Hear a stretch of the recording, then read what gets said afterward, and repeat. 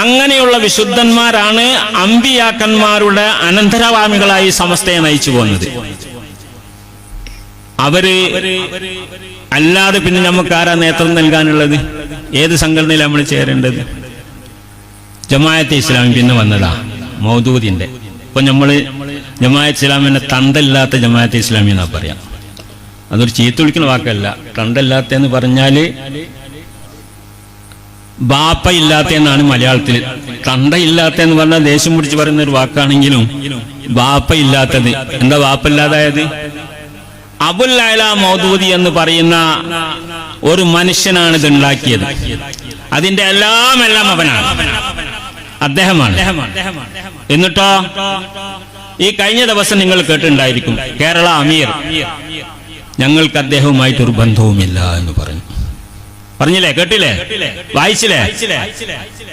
അബുൽ അഅ്ല മൗദൂദിയുമായിട്ട് ജമാഅത്ത് ഇസ്ലാമിക്ക് ഒരു ബന്ധവുമില്ല എന്ന് ആര് പറഞ്ഞു? കേരള അമീർ പറഞ്ഞു. അതിനുമുമ്പ് വേറെ പലതും പറഞ്ഞിട്ടുണ്ട്.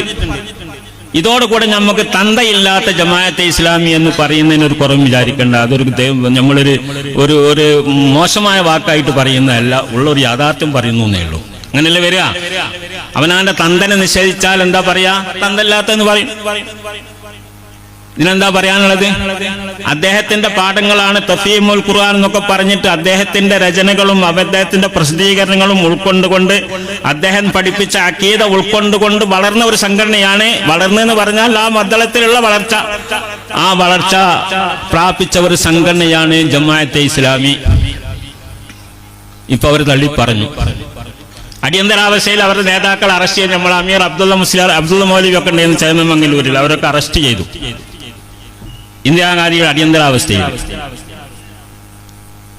അന്ന് മാപ്പ് എഴുതി കൊടുത്തുകൊണ്ട് പോകുന്നവരാ അവര്, ആദർശം വില വിറ്റുകൊണ്ട് പോകുന്നവരാ. അന്ന് കമ്മ്യൂണിസ്റ്റുകാരടക്കം അവിടെ ഉറച്ചു നിന്നു, ജയിലിൽ കടന്നു.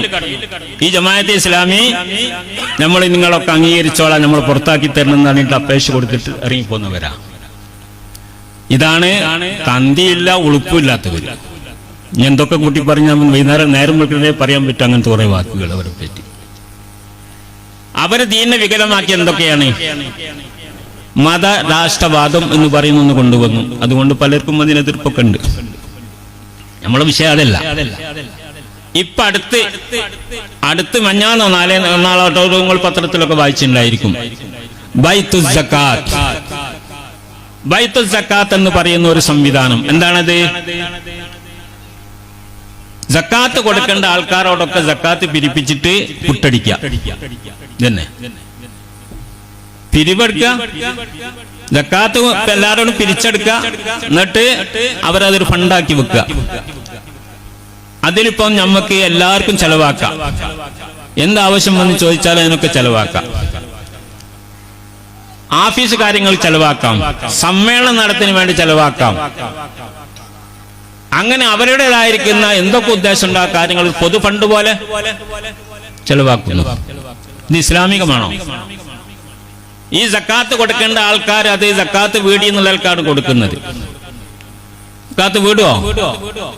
ഇന്നമസ്സദഖാത്തു ലിൽ ഫുഖറാഇ വൽ മസാകിൻ വൽ ആമിലിന അലൈഹി എന്ന് പറഞ്ഞ് 8 കൂട്ടർ ഖുർആൻ പറഞ്ഞിട്ടുണ്ട്. സക്കാത്തിന്റെ അവകാശികൾ ഫക്കീർ, മിസ്കീന്, പുതുവിശ്വാസി, അങ്ങനെ തുടങ്ങിയിട്ട് അതിന് പ്രവർത്തിക്കുന്നവര്, മുഅല്ലഫത്ത് ഖുലൂബ്, അങ്ങനെ ഒരുപാട് 8 ആൾക്കാർ.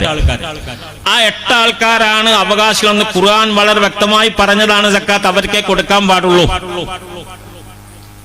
ഇസ്ലാമിക് സർക്കാരാണെങ്കിൽ അവർ ഉദ്യോഗസ്ഥരെ നിയമിച്ചുകൊണ്ട് പിരിച്ച് അങ്ങനെ ചെയ്യണം.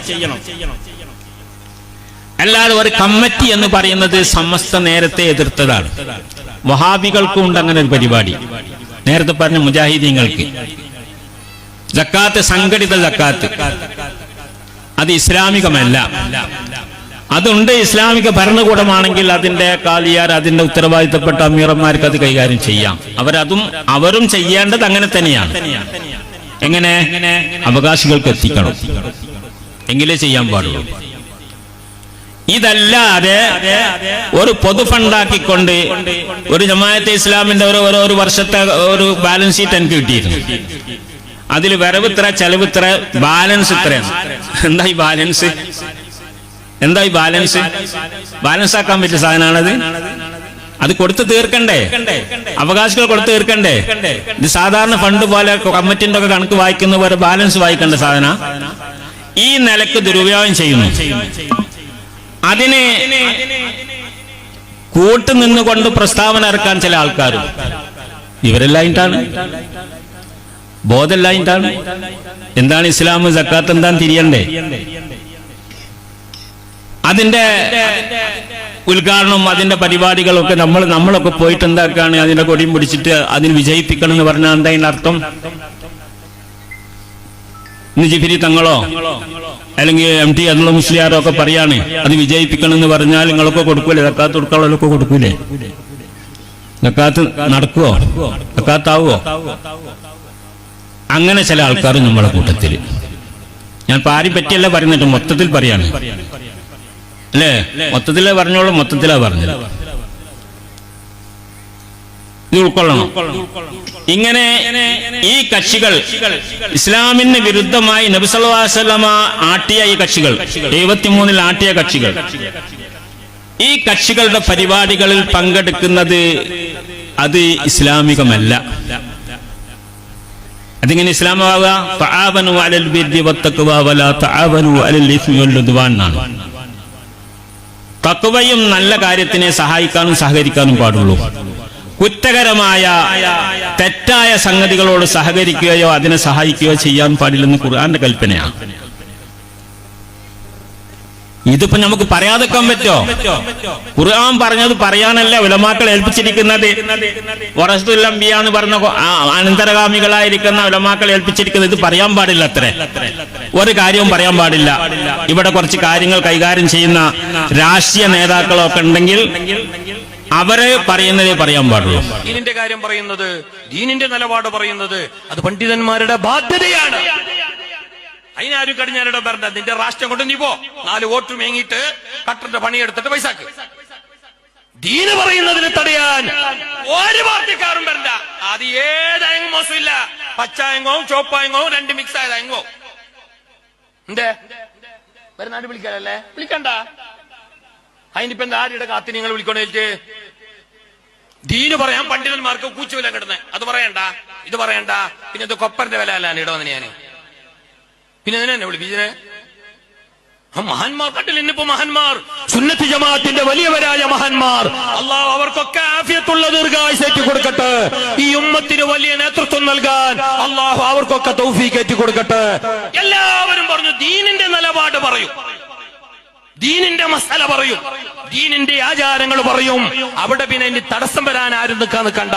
അത് നിങ്ങളോടല്ല, അത് ഈ ദീൻ ഉൾക്കൊള്ളുന്നവരോടാ, ഈ ദീൻ അംഗീകരിക്കുന്നവരോടാ.